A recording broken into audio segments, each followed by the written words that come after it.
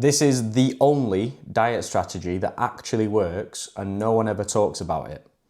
Let me tell you a story about when I competed back in 2018 in men's physique and what happened after the show. Before I do that, you know the drill guys, drop a like on this video. If you are new here, hit subscribe. My name is Greg, I'm an online coach helping men and women achieve incredible progress and get the physique of their dreams. And most importantly, learn how to stay in shape for life. So for useful fitness advice that makes sense that you can actually implement, hit subscribe for more. So I competed back in 2018 in the UK DFBA men's physique category, and I was absolutely buzzing to come away with first place and the overall trophy for my first ever time competing. Don't know if you can see the trophies in the background there, but for my first time, absolutely buzzing with that result. But what followed that high was a period of severe binge eating and overconsumption that led to see me gain 8 kilos within the first week after my show. Immediately after the show had finished, I was straight to Frankie and Benny's to find the dirtiest burger that I could see on the menu, plus some chocolate brownies and ice cream for dessert. And that wasn't enough. I had a pipeline punch monster on the drive home. That was a new release flavor at that point in time, and I hadn't been able to have any form of sugary energy drink for a very long time. Stopped off at McDonald's on the way home, chicken selects, Big Mac, fries, Reese's Pieces, peanut butter cups, the whole lot. The morning after the show was absolute filth as well, just more of the same. A ginormous bowl of Cocoa Pops, followed by a full stack of pancakes, and I'm talking full-size pancakes, 5 of them stacked up on top of each other, butter in between each one, cut a hole in the middle, basically use an entire fucking bottle of maple syrup, fill it up through the middle, and then a little bit more over the top. That was just breakfast. I had a barbecue later that day, so I was round at a friend's house having a barbecue, and as you can imagine, I indulged as much as I could possibly handle until it felt like my stomach was about to explode. Then, later on, was a trip to a dessert place that I'd been thinking about, dreaming about ever since I'd started the prep. And again, a rather large consumption of calories consisting of chocolate sauce and Kinder Bueno pieces on top of a waffle. The days following this consisted of more of the same. It didn't just stop there. It was consistently, day after day after day, consuming foods that I'd been deprived of for the last 14 weeks of dieting. When I'd go and do my regular food shop, I would be side-swiping brownies, cookies, sweets, chocolate bars, pancakes, Belgian buns, anything that I could set my eyes on and be like, oh yeah, I've not had that for ages, that'll be very delicious. Even if I didn't necessarily want it or would never have thought about it until I actually saw it, I was just getting it for the sake of getting it. I still have this old screenshot from MyFitnessPal when I decided to track what I was eating for one of the days just to see what my calories were sitting at.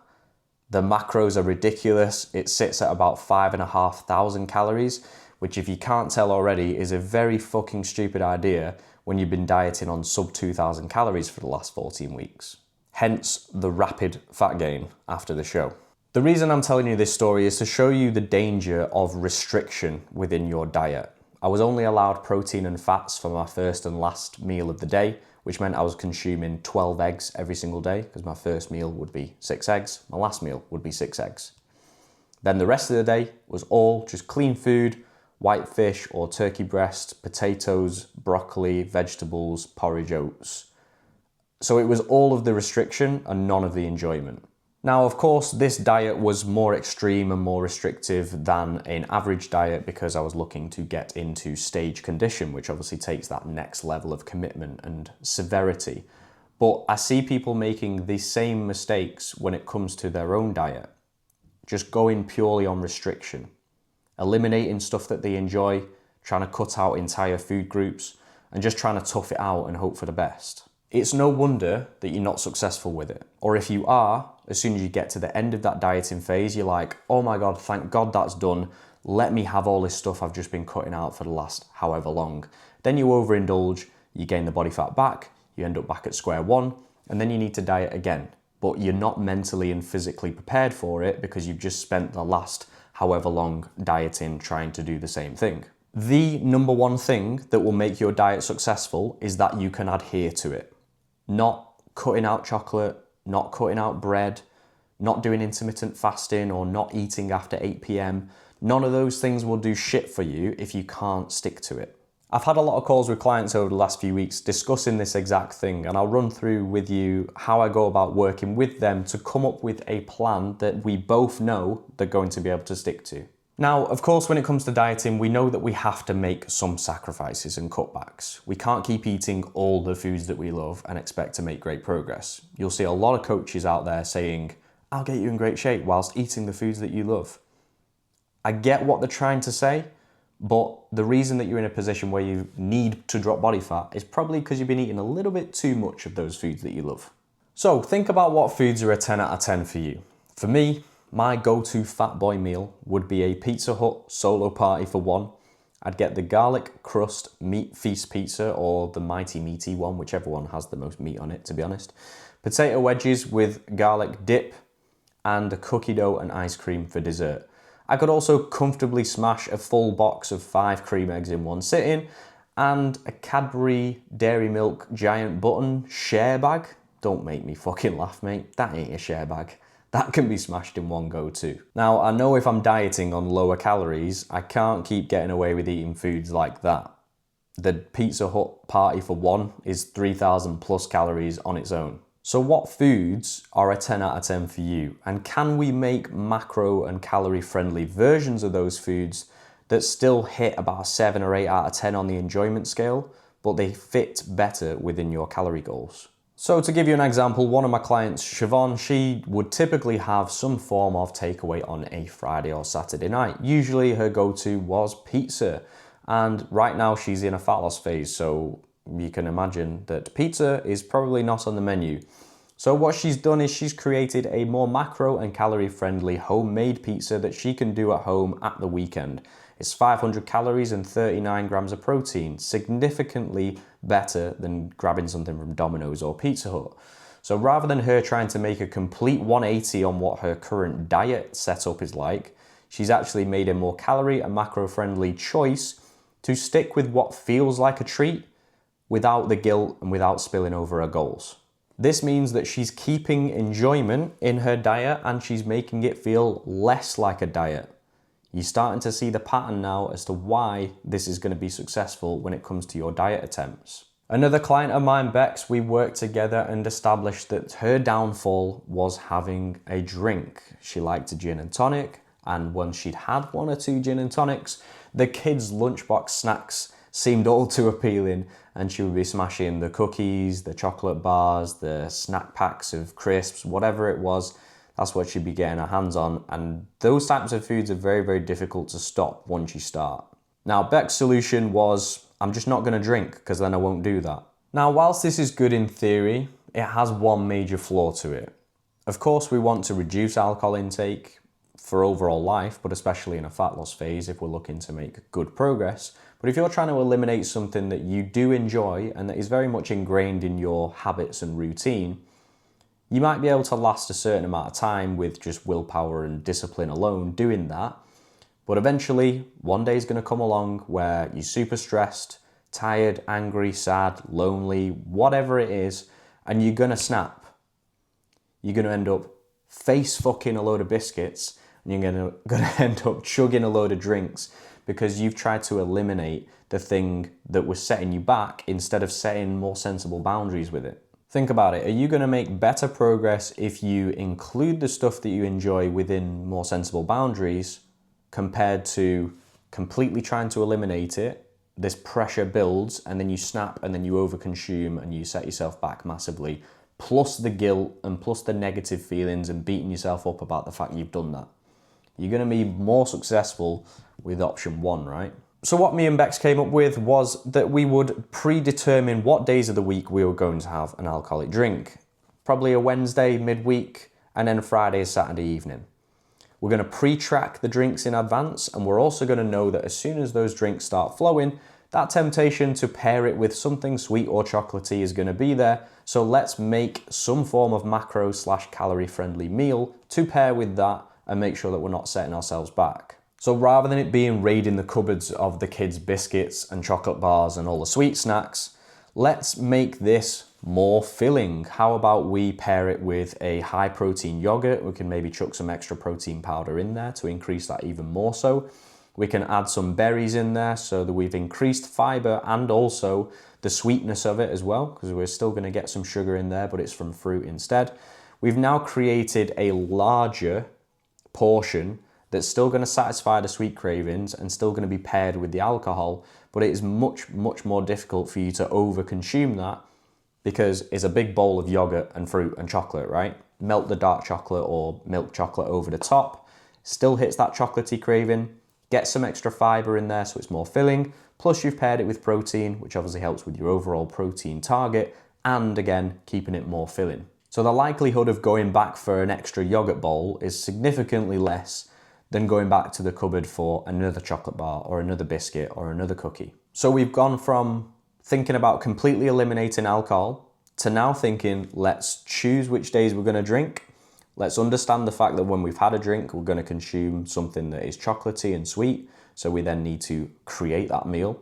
We pre-track all of that stuff in advance, and then we plan the rest of the day's calories around that. So say that comes to 600, 700 calories, you then plan the rest of your day's nutrition around that. If you're on 1700 calories for the day, you've got another 1000 calories to spread throughout the day to your heart's content. But be sensible with protein and fiber intake. So now, rather than Bex feeling like a failure and feeling guilty every time she ends up over-consuming as a result of a drink, she's accounting for it. She's not trying to cut it out completely. She's still going to enjoy those drinks and that little snack, and it's going to feel a lot less like dieting for her. How much more likely do you think she is to stick to that now compared to just trying to tough it out and cut out alcohol and sweet stuff altogether? Significantly improved, right? And that's what I want you to do. I want you to figure out what your vulnerabilities are. Is it pizza? Is it pasta? Is it chocolate? Is it sweets? Is it savory stuff, crisps? What is it? If you watched my previous video about what I eat in a day and what my current meal plan looks like, you'll have heard me talk about my protein cheesecake, which is an evening meal or evening snack that I have every single day. The reason for that is because this meal is the one that satisfies my chocolate cravings. It's more macro-friendly because it's paired with protein and fruit. But it's the meal that I look forward to the most, and it's the meal that makes it feel as little like I'm dieting as possible, because I feel like I'm having a kind of a sweet treat, dessert, chocolate style meal in the evening. So if my coach was to say to me today, we're dropping your calories from tomorrow, Greg, I would still prioritize that meal. I would probably make cutbacks to carbohydrate intake through my other meals throughout the rest of the day, because those, they're enjoyable meals, but I can make cutbacks from that. The evening meal, the snack, the protein cheesecake, that is a staple part of the routine that's going to keep me adherent to the diet. If I'm adherent to the diet, I can stay consistent. If I'm consistent, that's what produces results. If I didn't have that protein cheesecake meal and I just tried to eliminate chocolate altogether from my diet and just go purely off of willpower and discipline and just like suck it up, power through, I would eventually have one of those snap moments where I'd find myself balls deep in a bag of Cadbury Giant buttons and smashing my face into a box of cream eggs, just like I ended up doing after my shows. I'll leave you with an acronym to think about when it comes to designing your nutrition plan, and this comes from my coach, Paul Standell. It's 2 P's, 2 S's, and an E. The first P, I'm sure you could probably guess what that is. Protein. So you want to prioritize protein for obviously muscle recovery and growth alongside keeping yourself full, and we are made up of building blocks of protein. So your hair, your skin, your nails, your muscles, everything's going to benefit from a high protein diet, especially when it comes to fat loss. The second P is plants. So some form of fruit or vegetables wants to be a priority at each meal or snack point. This will help with fiber intake, which is going to fill you up for longer, and we know that micronutrients are important for overall health.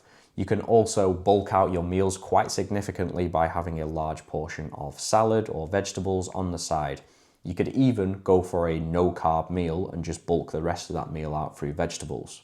The first S is satiety, which is how filling are these meals. We want to make sure that we are keeping as full as we possibly can do when in a fat loss phase. Now, we know that hunger is going to be present if we're looking to drop body fat, But if we prioritize protein and plants and making sure that the meals are filling, that is going to be a massive help with you being adherent to your diet.